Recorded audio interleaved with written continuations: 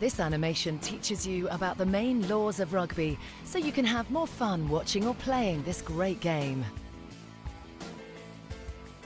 You play rugby in a jersey, shorts and boots with studs, and you wear a mouth guard to protect your teeth. The ball is an oval shape and looks a bit like an egg. There are two versions of rugby, Rugby Union and Rugby League. This film is about Rugby Union, the most popular version of rugby around the world. The rugby pitch is about the same size as a football pitch. On the pitch, there are a number of lines. We start from the halfway line. From this line, the game is started or restarted after a score. Next is the 10-metre line. After the kick-off, the ball must cross this line. Then there is the 22-metre line. Next is the try line. Behind this line, you can score a try by touching the ball down. On the try line are the rugby posts, 2 vertical posts and a crossbar. The last line is the dead ball line and marks the end of the field. On the sides, you find the 5 metres line and the 15 metres line. During a line-out, the players must stay between these lines.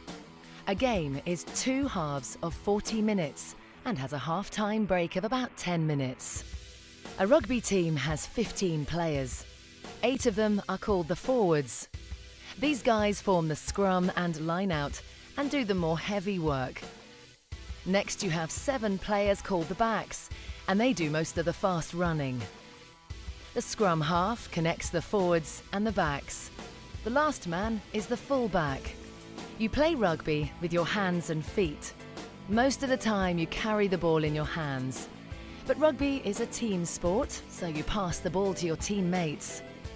When you pass, you are only allowed to pass backwards. You do this mainly by an underhand throw across the body. But if you wish to, you can pass overhand too. You may pass as much as you want. If you decide to kick the ball, you may do so, usually to gain territory.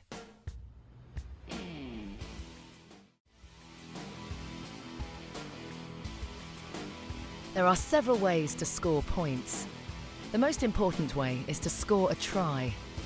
You score a try when you place the ball on the ground, on or behind the try line of your opposition. The result is 5 points.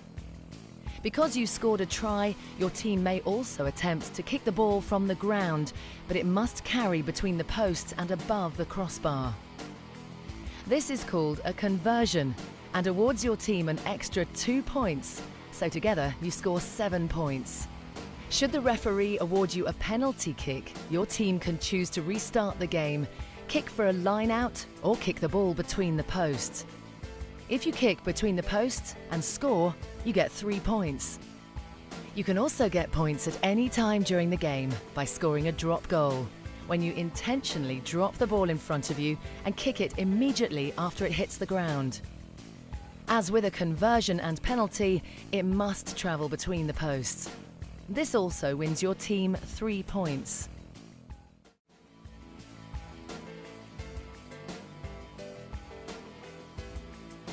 Suppose you throw the ball forwards, or you drop the ball and it bounces forward. In both cases, the referee will decide that a scrum must be formed. A scrum is a restart after a foul where the ball travels forward from the hand. The forwards of both teams set in a specific formation and set against each other, like you can see in this view from above. Next, the scrum half will roll the ball straight into the middle of the scrum, and both teams are allowed to contest for the ball by pushing and using their feet after the ball has entered the scrum to move the ball backwards.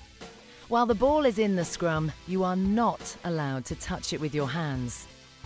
When the ball comes out of the scrum, it is usually the scrum half who will pass it to one of the waiting players, and the next attack will start.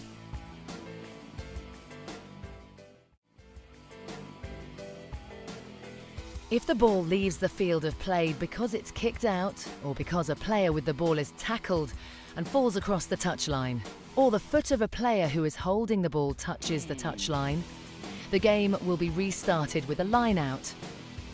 To form a line-out, the forwards of both teams will stand in separate lines between the 5 and 15-metre lines. Next, the ball will be thrown straight in between the two lines by the team in possession. The player who can jump the highest, and he may be lifted by his teammates, may catch the ball or tap it to his scrum half. With this ball possession, they can start to attack again.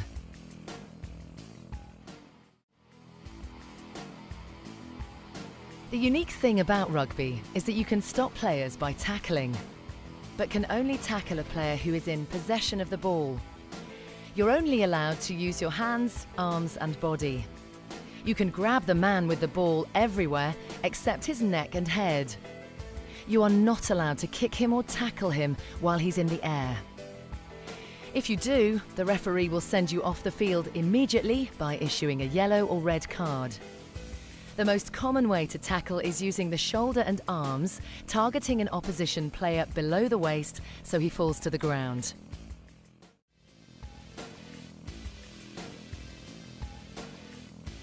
During the game, you will often see two situations, a ruck and maul.